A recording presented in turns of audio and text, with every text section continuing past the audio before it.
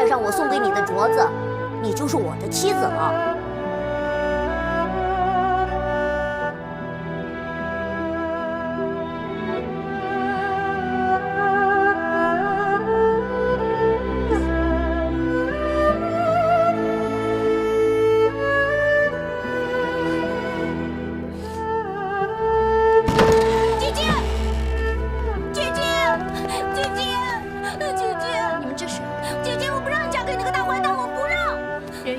说什么呢？花姨和马尚飞都告诉我了，姐姐为了救我要嫁给那个大坏蛋，我不让。人月，听姐姐话。我不听，我不要你救我，姐姐。你放开姐姐，放开！你放开！别再缠着我了。姐姐，你说过最疼我了，可是你现在要嫁给那个大坏蛋，你是不是不要我了呀？不许再哭。是。你不听话又爱吵，姐姐讨厌你，我再也不认你这个弟弟，再也不对你好了。姐姐，我不相信你的话，你别不要我好不好？如果你还认我这个姐姐，你就记住姐姐说的话。从今以后，你再也不许哭，像个男子汉一样，学会懂事，别再让姐姐为你担心。那姐姐，我不哭了。我乖乖的听姐姐话，可我不想让姐姐为我担心。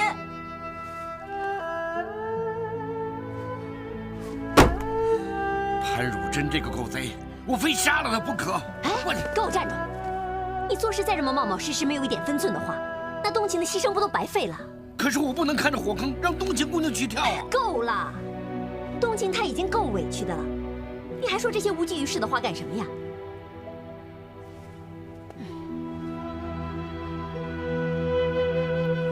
人月，你记住，你屁股上的官印烙痕，关系着很多人的性命安全。如果它落在了坏人的手里，那天下的老百姓就再也没有太平的日子了。所以你一定要完成你爷爷的遗愿，把他安全的交给袁大将军，明白吗？我明白。可是姐姐，记住我说的话。华姨、马尚飞，你们赶紧想办法把人怨带走。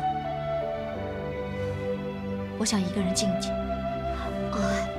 来，我不走，走，快走！我不走，姐姐，走啊！姐姐。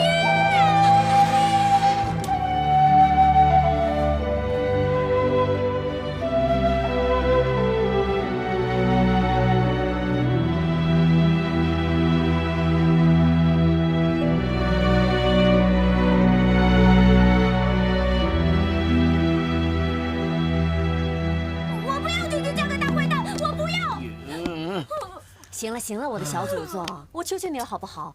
别哭，别闹了！大坏蛋，我必须得闹！哎，小少爷，哭累了，喝口水。你干什么？我不要！哎，小少爷别这样好不好？那你得答应我，让姐姐不嫁人，要不然我就一直哭。你看你，冬晴姑娘的脾气你又不是不知道，她决定的事谁说也没有用，你这不难为我吗？要是你没用。哎呀，不是马尚飞没用。连我都说不动冬晴了，更别提马尚飞了。要是英雄哥哥在就好了。如果英雄哥哥在的话，他肯定会帮我的。对呀，哎，这我怎么没想到啊？对，什么对？想什么想啊？那个鸟人和我们是仇人，他能帮我们这种忙吗？哎，这可说不定啊。人家冬晴告诉过我，他跟那鸟人有过婚约的。啊？真的？那以后应该叫英雄哥哥姐夫，还是应该叫姐姐英雄嫂子啊？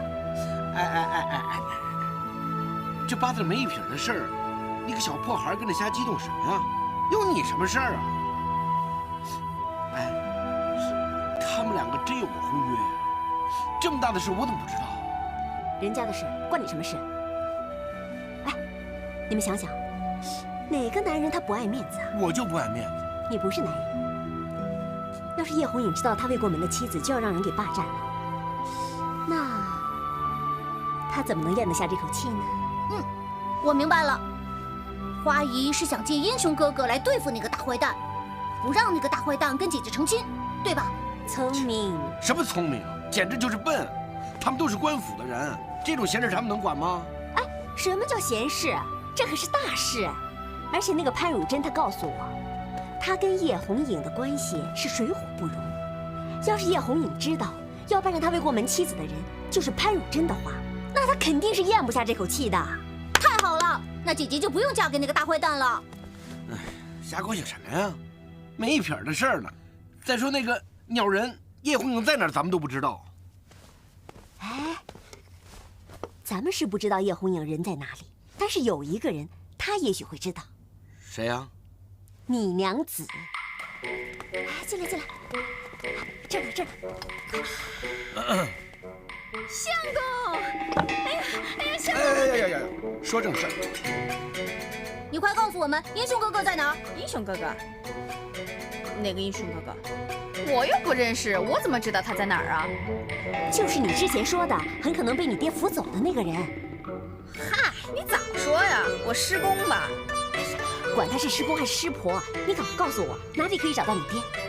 那你们到底是要找我爹呢，还是要找我师公啊？你们找我爹干嘛呀？再说了，你们不是说了吗？我爹他是个废物，找着他也没用啊。就算你们找着他了，他跟你们说了，可说的不一定就是你们想要听的呀。就算是你们想要听的，可不一定那就是事实啊。就算那是事实，他说的你们能信吗？就算你们相信了，你哪儿那么多废话呀？我收费，我收费，你别急。你快告诉我们，你爹到底在哪儿？我爹，他没钱上这儿鬼混，肯定在家呢。你家在哪儿？相公，哎呀，相公，你要上我家提亲啊？哎呀，用力！哎，我下！哎呀，你们不要那么多废话了，赶快告诉我去你家路怎么走。相公，去我们家的路你别忘了啊！出门往南3个路口，然后左转，你会看到一个招牌，上面写着黑风堂，那就是我家了。相公，如果你要去我家的话，你别忘了带上彩礼哦，我爹他最喜欢这个了。黑风堂，快走！哎，相公，哎呦，我怎么动不了了？哎，动不了了。再给你个大甜枣。呀呵，又不动了。太好了。哟。哎你！相公，你别不管我呀！哎，你娘子刚才说去她家的路，你记清楚吗？我记不太清楚，乱七八糟的，但是我能找到。你什么意思啊？哎，我跟你讲清楚啊，她不是我娘子，她比我娘都厉害，我烦死了。哎呀，不管是不是了，外面那么多官兵把守着，我们出不去。找叶红影的事啊，这回就全靠你了。靠我？你们出不去，我也出不去啊。哎，你不一样，你不是会飞吗？飞我是能飞一点，但是我非得有个条件，必须得实在是没辙了，我才能有这种飞翔的感觉。这个我们都知道，人月说他已经把办法都想好了。哎呀，华姨，他还是个孩子，说话永远不靠谱。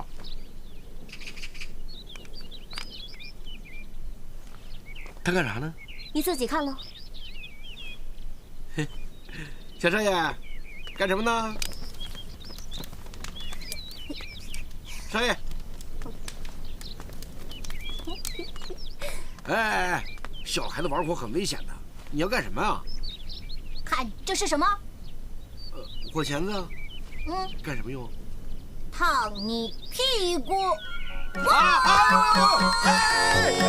你过来的！别烫了我的！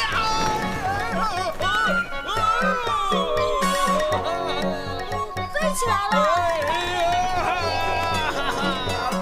这办法不错啊！好高啊！能不能找到叶红影，就看你的了。好，等着我！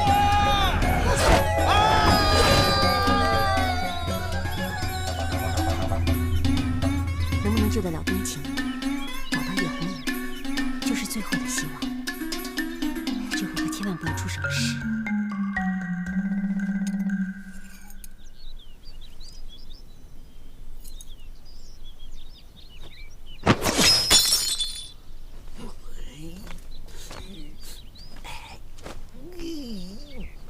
救命啊！我下不去了！哎呀！躲开！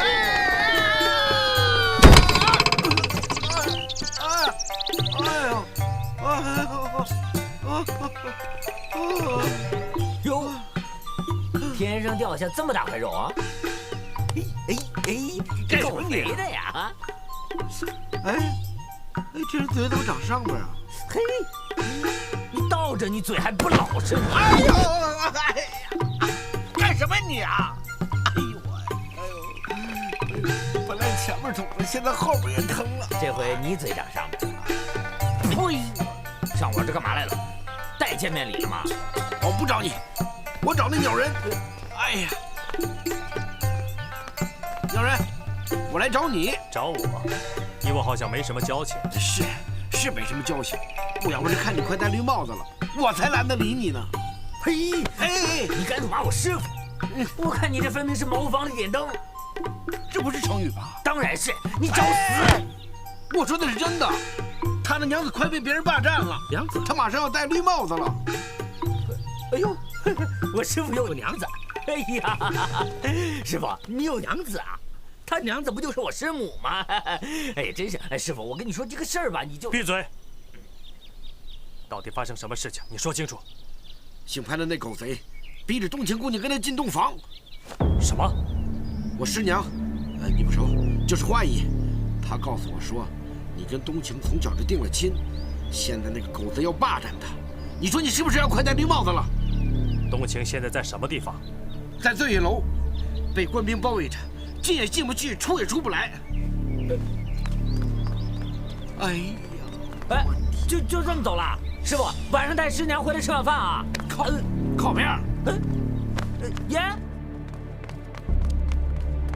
花姨，马上飞怎么还不回来呀？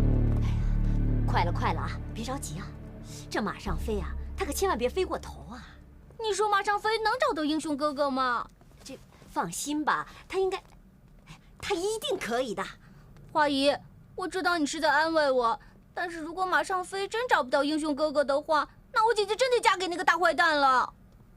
我现在担心的不只是冬晴，这眼看着一个时辰就要过去了，我现在更担心的是花姨，怎么回事啊？花姨，姓潘的那个狗贼开始抓人了。赶紧带人员藏起来啊！是，花姨，小少爷，快走，快走，快！我最担心的事终于发生了。放开我！走，是的，快走！潘汝珍，带起来！花姨，救命啊！花姨，兰兰，潘汝珍，放开他！给我识相点！你，我告诉你，花姨，时辰可是到了，我说过的话会兑现的。来人，在，把这个女子拖出去杀了。是。兰兰，杨冬晴呢？救我啊！花姨，杨冬晴，姓潘的，兰兰。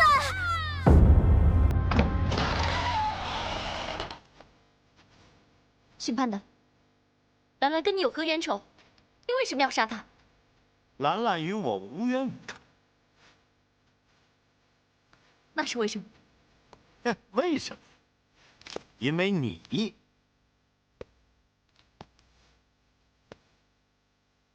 难道花姨没有告诉你吗？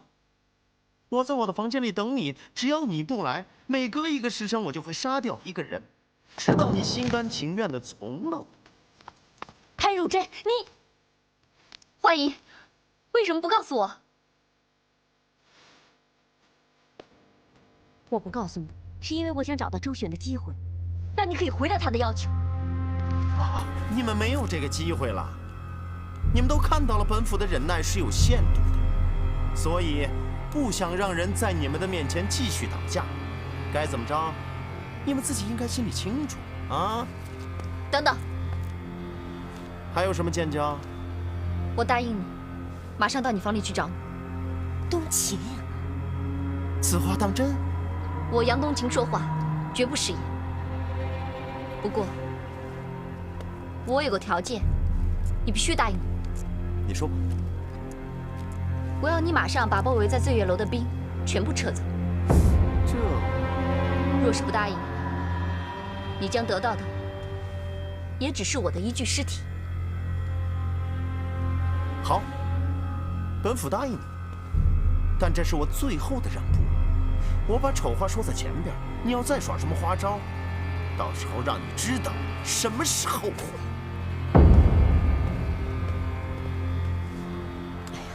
冬晴啊，我不能让你再受这委屈。华姨，帮我看看包围的官兵是不是真的撤走了。我不想再让醉月楼任何一个人为我而流血。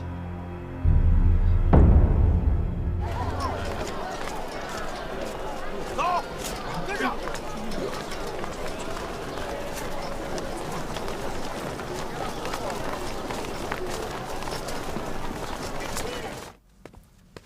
大人，醉月楼这群反贼狡猾多诈，你将包围的官兵撤走，万一他们趁机把顾县城的孙子也一起带走的话，那我们之前精心的部署，岂不都白费了吗？哼！锦衣卫纵横天下，我乃锦衣卫的指挥使，区区几个反贼还能讨得了我的手掌心吗？不要忘了，9000岁最想得到的是顾县城的官印图文。你把顾县城的孙子给我看紧了，一有机会你就把他拿到巡抚衙门，不得有误。遵命。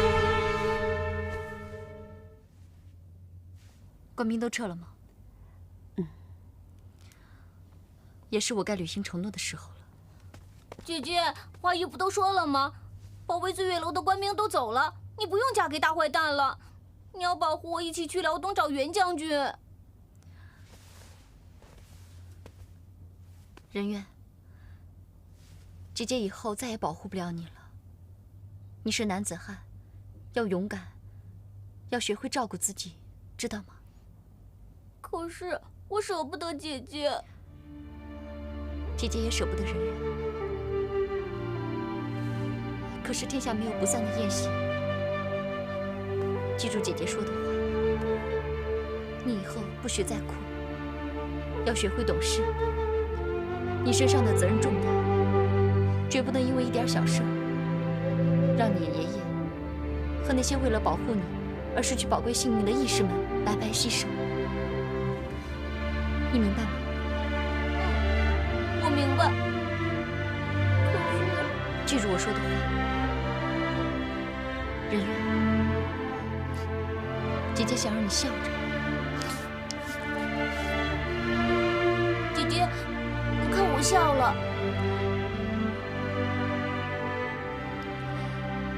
冬晴，我实在是舍不得。难道你就这么甘心，这么认命了吗？命该如此，我不认命，还能怎么样呢？刚才你应该已经看出来了，就算我以死相逼，换来的也是姓潘那狗贼的缓兵之计。他真正的目的是人渊，一旦他的目的达成了，他一定会血洗醉月楼，而我也只不过是这次血案的一个添头。可如果我这个添头能给大家带来逃生的机会，我就值了。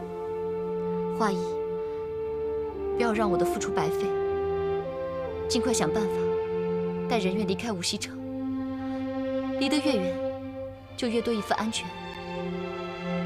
我会尽量拖住时间，但是能拖多久，我不敢保证。你说，你不知道你能拖多久？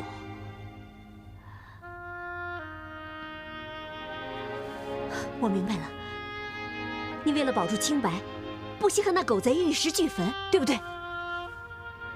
华姨，你就别再逼问我了。冬晴，我太了解你了。既然你了解我，你就知道我是不会改变主意的。冬晴，照我的话去做，照顾好人渊。冬青姐，冬青姐，爱弟，冬青姐，她吵着非要来不可。冬青姐，你的事情他们都跟我说了，咱们姐妹一场，你听我的，别那么傻。你要向我学，勇敢追求自己的真爱，一定要嫁给一个你爱的人呀。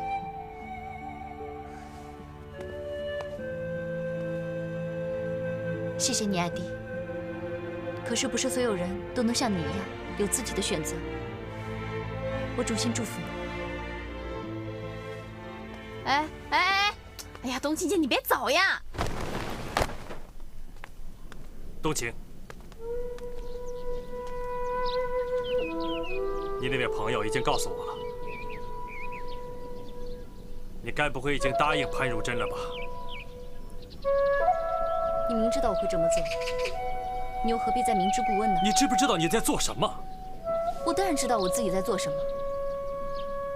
一直以来，我认为你是最了解我的人，你知道我所做的一切。你既然知道自己在做什么，那你就更不能。不能。为什么不能？因为为了你，为了从小和我青梅竹马、指腹为婚的你，还是为了和我有着不共戴天、血海深仇、杀父仇人的你？你就算不为了谁，也该为你自己吧。我为的就是我自己。我不甘沦落风尘，我想攀龙附凤，我想做一只飞上枝头的凤凰，我想风风光光做一个巡抚大人的夫人。我有什么错？我没错。我不相信这是真的，你说的是气话、反话。不，我说的全部都是真心话。我弟一生为官清廉，可是他最后惨遭杀害，冤死了。而我一个人孤零无依，如今我想找个归宿，找个依靠，我有什么错？不，你并不孤独。我答应过杨伯伯要照顾你，我会照顾你的。不，站在我面前的是叶千湖叶大人，不再是我的红云哥哥。我知道你对我不谅解，但是因为你爹想一想，他就你这么一个女儿，若是他泉下有知，知道你如此不珍惜自己，他能含笑九泉吗？那你呢？你又珍惜过自己吗？你是我爹的授业门生，曾是他的未婚女婿，他对你视如己出。如果让他知道你现在是为祸人间、残杀忠良的魔头，他能含笑九泉吗？为什么把我说得如此不堪？你一向都是最了解我的人，现在不是。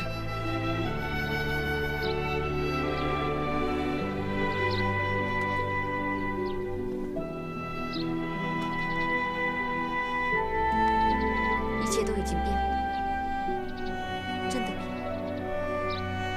我们之间变得好陌生。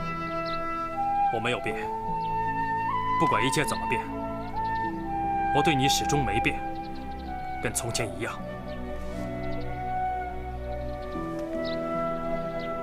没变。我们之间就像这只已经断了的玉镯，虽然将它重新镶合，但是它还能回到原来的样子吗？当然不能。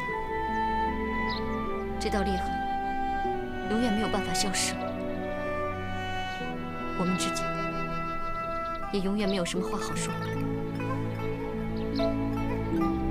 我要先走了，不能让潘大人久等。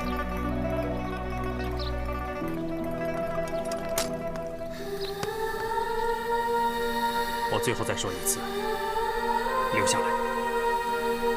我也最后再说一次，放手。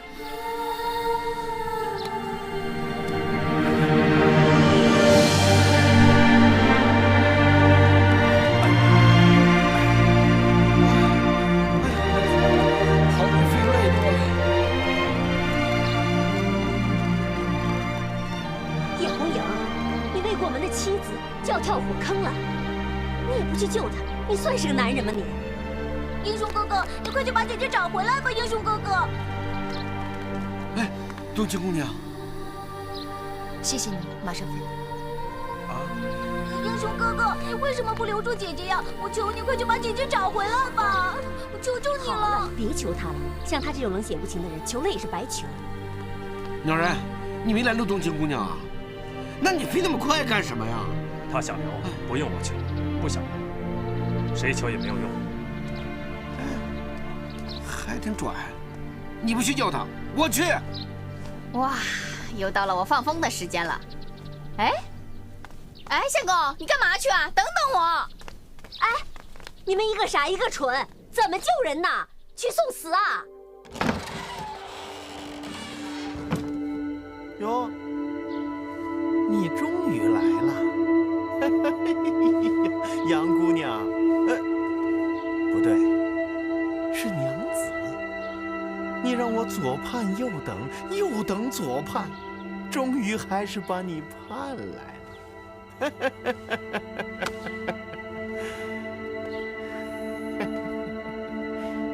你要干什么？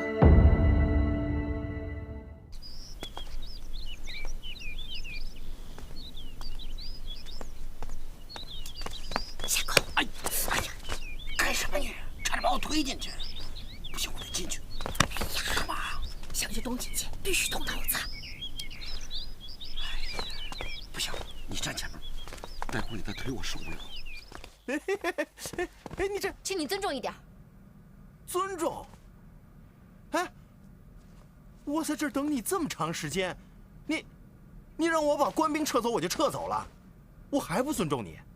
哎，你还要什么样的尊重啊？啊？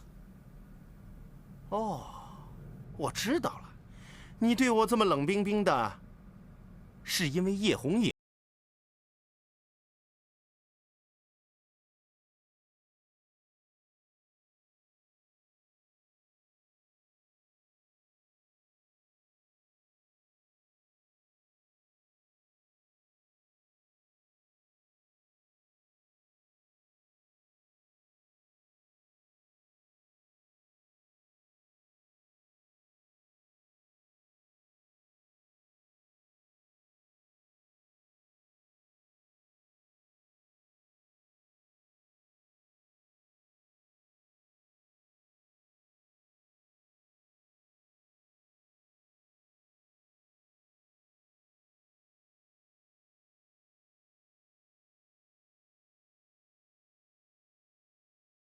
他那么一个软弱无能的人，为什么会让你如此死心塌地的念念不忘呢？他是什么样的人，我比你清楚。未必吧。我告诉你一件事情，让你知道真正的叶红影。当初。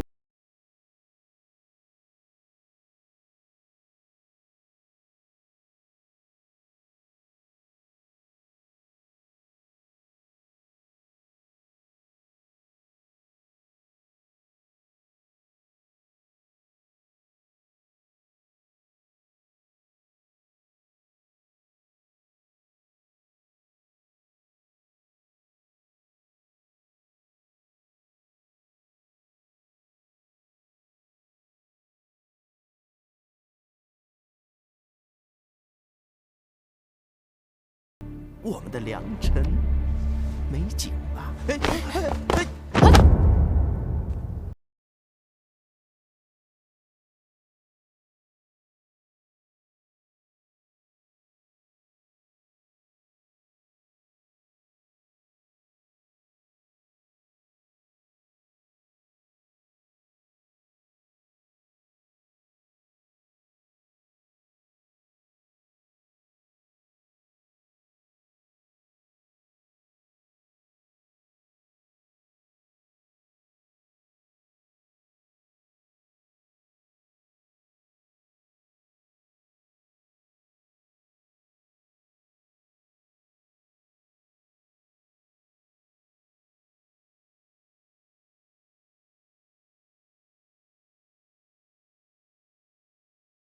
想耍什么花招啊？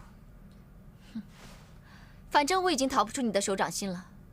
这样的话，你连一件事情都不肯答应，你就别再跟我说什么尊重了。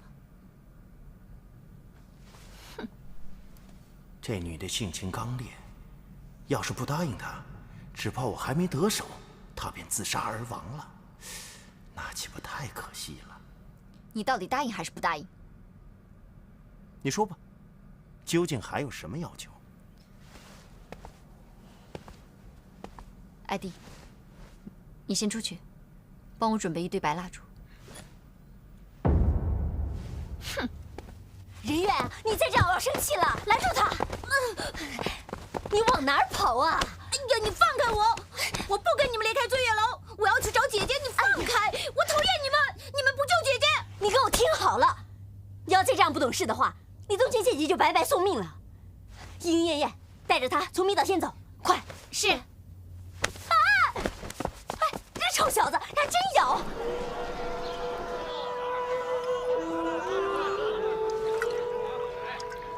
杨伯伯，我没能履行承诺，照顾好冬青。你中的是昏君的朝廷，报效的是奸贼的义父。想成为一把锋利的宝剑，就不能随意动情，包括亲情、爱情。为了从小和我青梅竹马、指腹为婚的你，还是为了和我有着不共戴天、血海深仇、杀父仇人的你？究竟我是忠孝两全，还是一个为祸人间的魔头？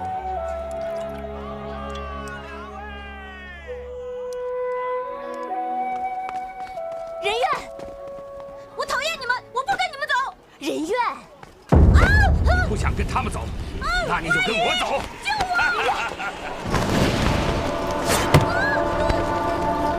站住！人愿，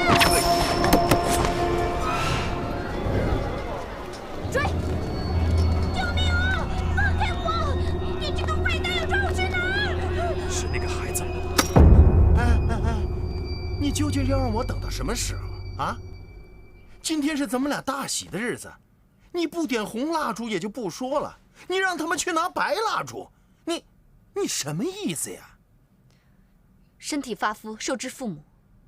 我想在今天祭拜一下我爹，告知他我将委身于你。难道这有什么错吗？你好，我等。那好，我就答应你。反正等到现在了，也不差这一时半刻的。我等行了吧？哪有啊？这临时临刻的到哪儿去找白蜡烛啊？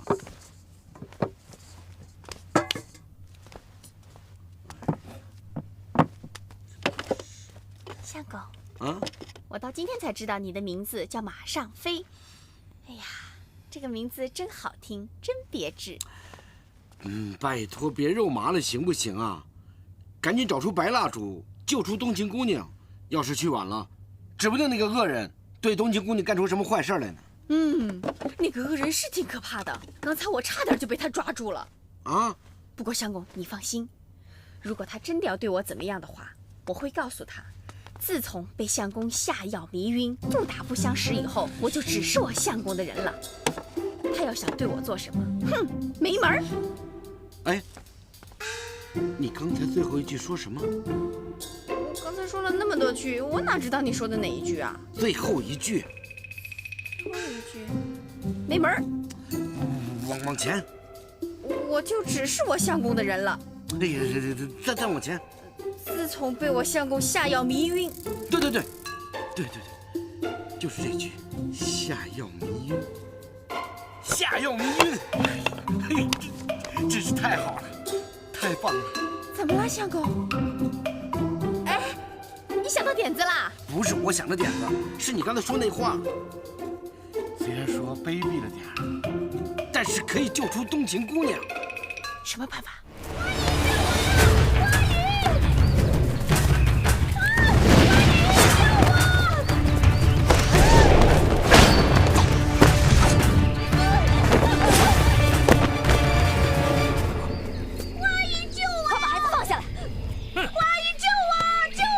跑不掉的。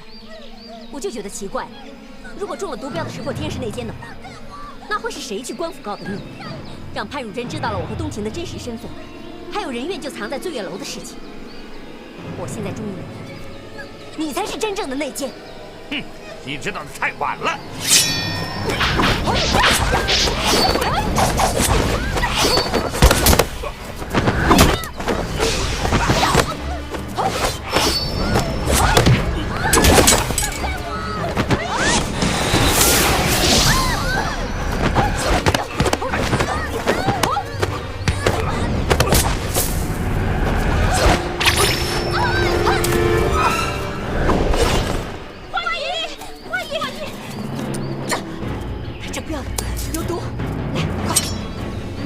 把我伤口周围的肉都给挖了，快！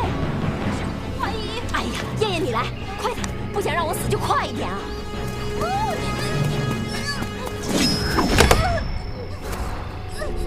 放开我！叶红影，救命啊，英雄哥哥，救我呀！是你出卖了12名兄弟和醉月楼的人。既然你都知道，那就应该明白，我们是同路人。错，我们不可能是同路人，因为我绝对不会出卖任何人。随你怎么说，我现在要带着这个反贼余孽到衙门去归案，请您让开。人我会帮你送到衙门，但你必须得死。你敢？你别忘了，你也是13铁骑之一，而且因为你，让我愧对了一个在我心中极其重要的人，因此于公于私，我都不能放过你。那你就放马过来。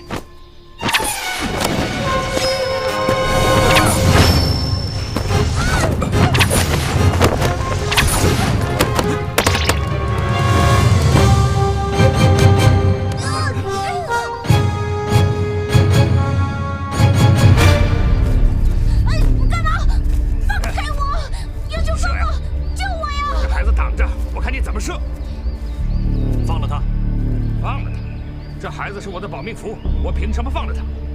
我夺命罗刹从来都是夺别人的性命，还没有人能杀得了我，就连你叶红影也不例外。你永远是我的手下败将。哈哈哈哈哈！休想从我的手中逃走，今日你必死无疑。哼，大不了就让这孩子陪我一起死。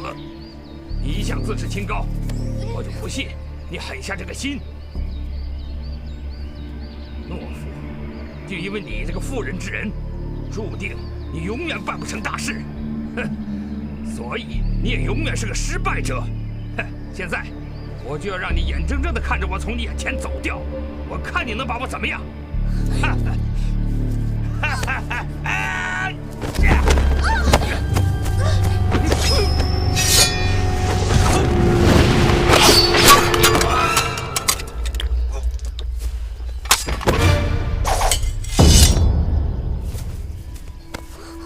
英雄哥哥，谢谢你又救了我，谢谢。不要谢我。为什么？你救了我，我当然要谢你了。你错了，我不是救你。花姨，你看，岳新川，原来是他。是他抱走了人月，可他死了，怎么没看见人月啊？赶紧分头去找。是。你刚才亲口答应我的事，该不会出尔反尔，言而无信吧？是你出尔反尔，还是我言而无信啊？啊！我跟你说，我现在知道了，你这么再三推辞，你是有意要让本府难堪啊！啊！哼，那行，今天说什么我也不听了。你，大人，你要的白蜡烛已经准备好了。你又是谁呀？大人，你居然连我都不认识，我太有名了。我就是名震9省、花街柳巷、无人不知、无人不晓、醉月楼里最富传奇色彩的龟奴马尚飞。你来干什么呢？我已经为你们准备好了香烛白蜡，马上就让他祭拜他的父亲。你稍等片刻。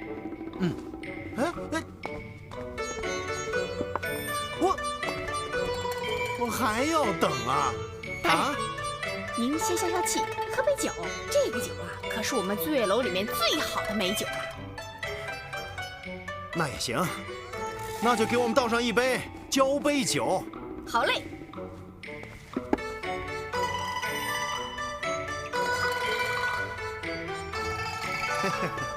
来，哎呀，娘子，我们俩把这个交杯酒喝了。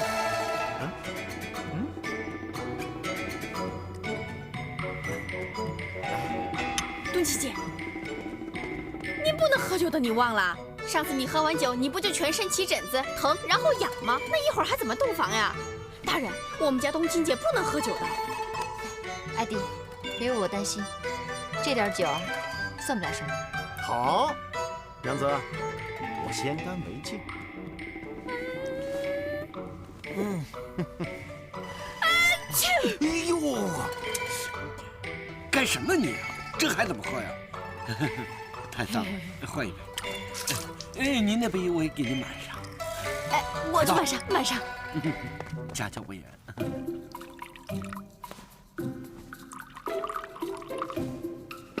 哎，献给大人，大人比咱们大啊！大人，干，大人，干。那我们俩就祝福大人和冬晴姑娘长命百岁，白头到老，日出东方，早生贵子。哎呀，行了，来，干！冬晴。哎呦，又怎么了？不是他传染我了，这杯也不能喝了，不吉利。你就干了哈，大人嘴急，再给他倒一杯。哦。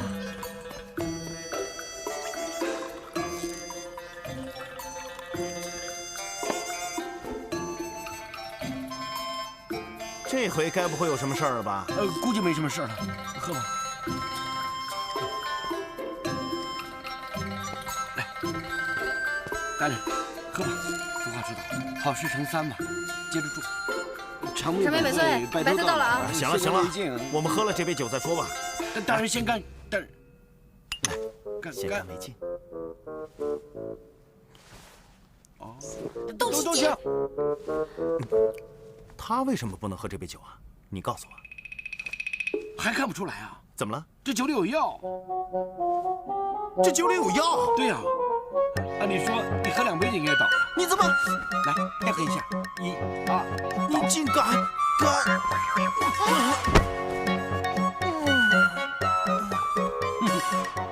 你真下药了？当然。相公，你下的什么药啊？这药你也很熟悉，你也喝。哦，就是他以前阉鸡阉鸭用的蒙汗药。而且我下的是双份，他又喝了3杯，估计一时半会儿都醒不来。相公，你太厉害了，简直是智勇双全呐！哎，冬晴姑娘，跟我们一起走吧。对啊。不，我不能跟你们走。为什么不走？难道你想便宜了这个狗贼？我知道你们是一心想救我出去，可是你们想想看，潘汝贞这个狗贼一旦醒过来，他会恼羞成怒，到时候只怕会连累醉月楼其他人，所以，我不能一走了之。冬晴姑娘，你就跟我们一起走吧。我估计这狗子一时半会儿醒不了，他就是醒了，咱们也走出去老远了。对啊，跟我们一起走吧。我躲得了一时，躲不了一世。你们2个人，别再逼我了。逼你？我们好心好意来救你，怎么能说我们逼你呢？冬晴姑娘，真的快走吧。我是不会跟你们走的。那就只能我来了。哎，你能不能轻点？你以为我的脖子呢？我下次一定轻点。下次注意啊！来，背他。哎，啊，怎么了？相公。啊？我怎么动不了了？为什么？呀，糟了！一定是喝水放风上茅厕的时间过了，我的穴道又被封住了。天哪，你这是找点呐！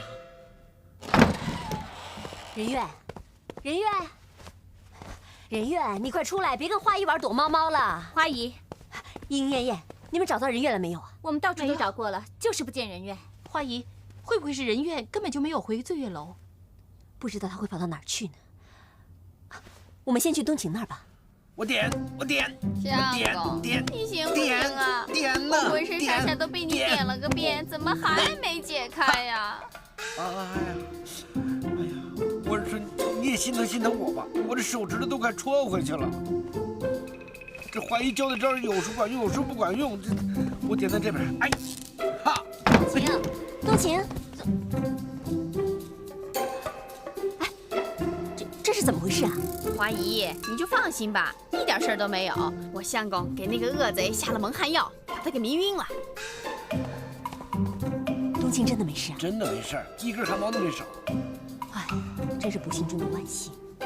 哎，对了，人月呢？你见到人月了没有？跟你在一起啊。走，人媛她不知道跑哪儿去了。人媛不见了，坏了，那赶紧去找啊！你派个人跟我一起去。哎，等等，啊，我派谁跟你去呀？你又不是不知道，现在醉月楼里哪有人呢？对，要是那个恶贼醒了就麻烦了。还有，醉月楼现在肯定是没法待了。醉月楼没法待了，那我们去哪儿啊？哎呀，这一时半会儿的，我也没有头绪啊。嘿嘿，你们没头绪没关系呀，我有就行了呀。你们去我们家黑风堂躲躲吧。到你家？别开玩笑了，那么多人到你们家，你们家人能同意吗？哎，放心吧，我们家大事小事全由我说了算。我请你们去，没人敢说个不字儿。看来啊，这也是不得已的办法。先把大家都安顿下来再说，然后再想办法去找人媛。好。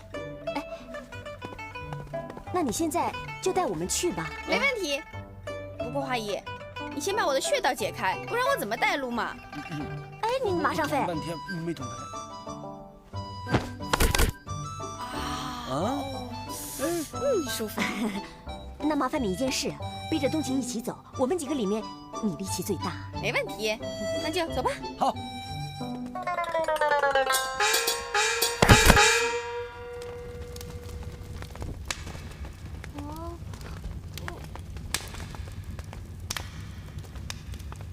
英雄哥哥，这是什么地方？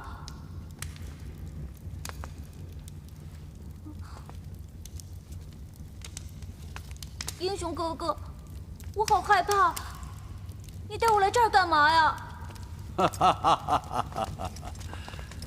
不用怕，本座很快就让你和你的爷爷团圆。来人，把这个孩子吊起来！干什么？放开我！你们想干什么？放开我！野猪哥哥救我！野猪哥哥快救我呀！野猪哥哥救我！红影啊，这可是你送给本座最好的礼物。英雄哥哥，你救我！英雄哥哥，救救我呀！潘如真派了那么多人马找这个孩子，可结果还是让我儿红影拔得了头筹。然而，这回你又给本座长脸了。义父过奖了。红影，你可知道本座让你找这个孩子真正的目的何在吗？孩儿知道，孩儿这就将这孩子身上官印的图文拓印下来。不，本座要你将他身上的皮活活的扒下来。生扒人皮？英雄哥哥，英雄哥哥，你别扒我的皮！你再不救我，我就死了！我才8岁，我真的不想死！英雄哥哥，你救救我吧，别扒我的皮！怎么，你是不敢，还是不忍呢？义父，这还记得本座教过你的吗？对敌人的仁慈，就是对自己的残忍。义父教诲，孩儿不敢忘。既然如此，就立刻给本座行刑，放干他的血，然后再让他慢慢痛苦而死。不要啊，英雄哥哥！我最怕痛了，你别扒我的皮，我求求你了！你不要这样对我好不好？义父，怎么？你还想违背本座的意思吗？孩儿不敢，只是无需多说。本座果然没有看错，你太容易动情了，终究无法成为一把锋利的宝剑。请义父赐罪。算了，我不想因为今天的事，让你我之间心存芥蒂。你下不去手，自然会有人代劳。来人，在，将那个小畜生放干了血，生扒了皮。英雄哥哥，你别杀我！英雄哥哥，你再不救我，我就真的死了！英雄哥哥，我才8岁，我真的不想死啊！英雄哥哥，你救救我吧，英雄哥哥！难道这孩子苦苦哀求，你真的就无动于衷吗？我真的怕痛啊，英雄哥哥！孩儿请求义父，还是由孩儿来执行吧。好，本座就准你所请。是。叔叔，放。这密室不是女孩子该来的地方，怎么可以随便乱闯？叔叔，东厂的厉公公从京师赶来，有急事禀报。哦，厉飞鸾。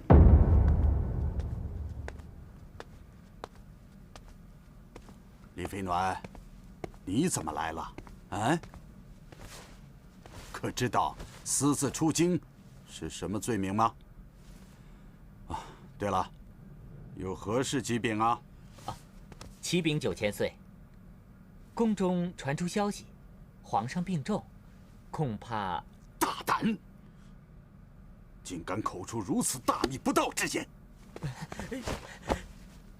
！9000岁，卑职只是据实禀报，不敢有半句假话。哼，皇上正值壮年，且没有顾及宿病，哪有病痛先逝之理？你可问过太医，皇上究竟是何病因呐？起来讲话吧。是。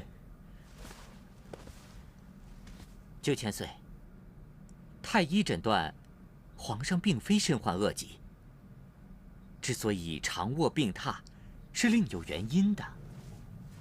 另有原因？此话怎讲？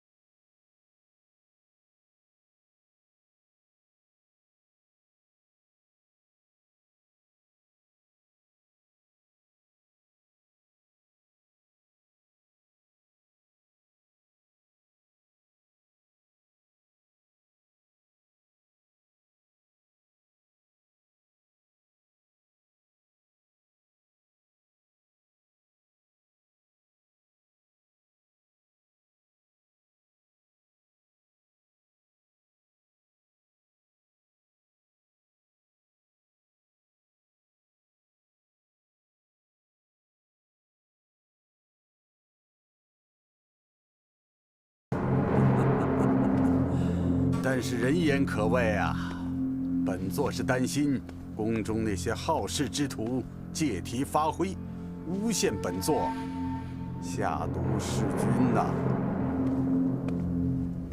可是。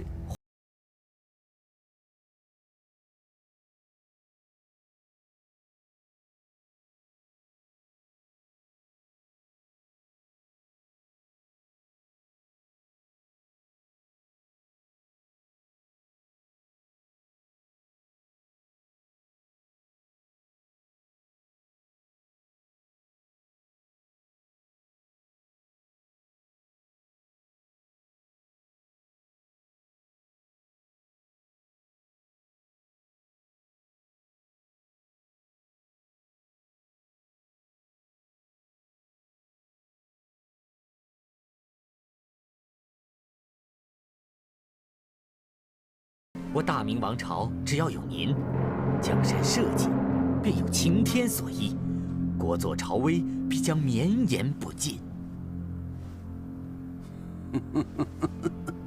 厉飞鸾，你可真是懂得。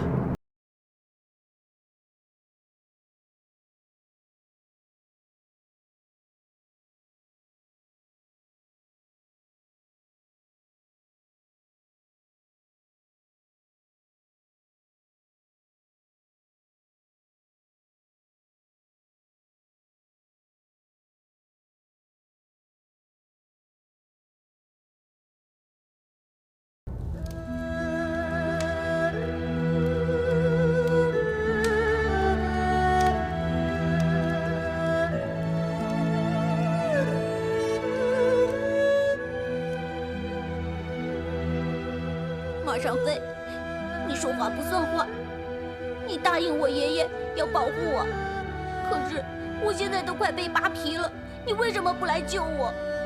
姐姐，你叫我要像个男子汉，不许哭，可是我真的好害怕，好想哭。最不仗义的就是你英雄哥哥，我把你当作好朋友，可是你却不肯救我。还有花姨，你说你最疼我了，可是我都快被活生生扒皮了，你为什么不来找我，不来救我？我讨厌你们每一个人。世界上对我最好的、最疼我的只有爷爷。爷爷，我好想你呀，你知道吗？人愿真的好想爷爷呀。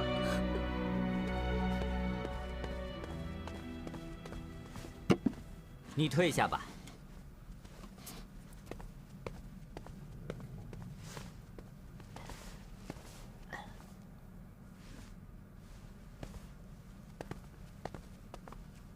9000岁，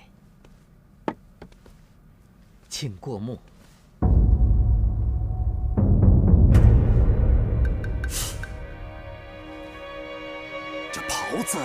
这袍子上绣有9条金龙。大胆！李飞暖，你献这龙袍，是何居心呐？这分明是想陷本座于不义。9000岁，可千万别错怪了朝中文武的美意呀！哼，朝中文武的美意。实不相瞒，这龙袍是百官们巨资缝制的，龙冠正在连夜打造。私制龙冠龙袍，乃欺君之罪。莫不成这些百官是狼子野心，想密谋造反，要本座效仿太祖皇帝不成？9000岁，百官此举并非造反，而是为了大明国威呀！哦，说来听听。当今皇上膝下无一子嗣，如今病重，新王朱由检是皇位的唯一继承人。可是朱由检年纪尚幼，治理国政毫无经验。如若他日皇上驾崩，那我大明的国事自然就得依靠只差1000岁便是万岁的您9000岁了。不知道卑职说的可有道理？哼，本座为我大明肝脑涂地，自是万死不辞。不过当今朝中尚有许多迂腐之辈，只怕他们不懂得本座报效朝廷之志，所以这龙冠龙袍之事，万万不可泄露只言片语呀。9000岁放心，卑职是明白之人。只是正所谓群龙不可一日无舍。9000岁，如今皇上龙体未恙，久久不能治理朝政，而9000岁您又身处江湖之远，卑职只是担心那些居心叵测、觊觎权力的宵小之辈。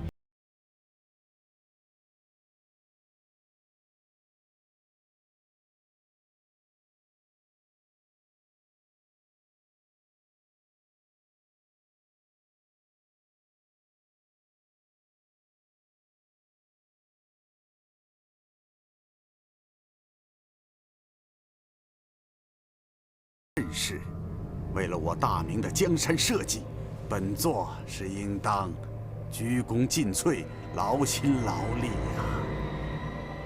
飞暖，传下话去，速速准备，本座回京事宜。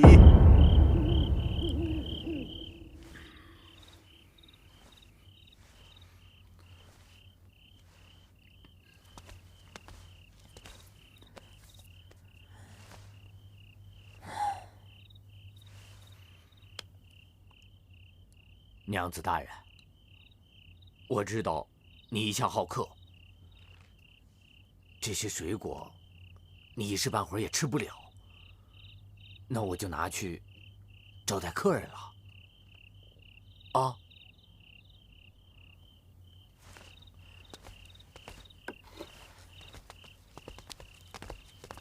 哎，我跟你俩说，打扫干净点儿，来了这么多客人。咱们得让客人住得舒服点。当家的，咱们都快揭不开锅了。你说大小姐真可以，一口气弄了那么多人到咱们黑风堂白吃白喝，这往后的日子咱怎么过呀？当家的，我可不是说咱大小姐啊，你说这么多人在咱这儿又吃又喝，这得花多少钱呢？哎呀，我是真不明白这大小姐是怎么算的这个账。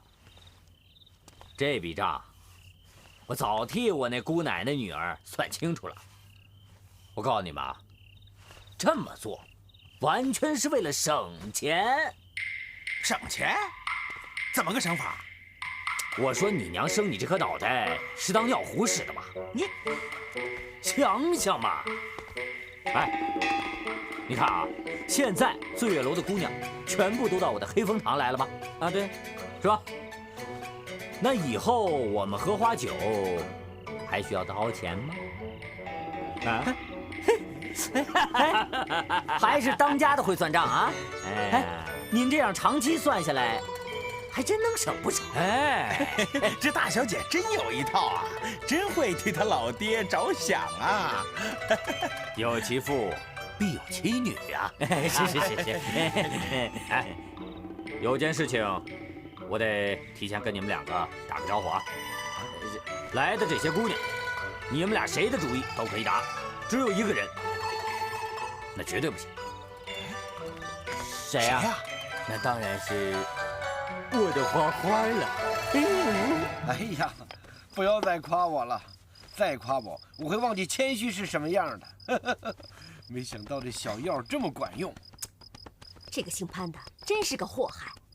哎，我就不明白了，你当时怎么不直接把他给杀了？啊！你干嘛留着他呀？你真笨呢你呀！哎呀，花姨，你以为杀人那么容易呢？对啊，又不是杀只鸡。就是啊，我跟相公好不容易才把冬青姐给救回来。对吗？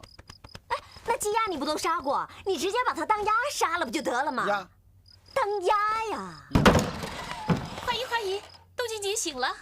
醒了。幸亏你下手不太重，有分寸的。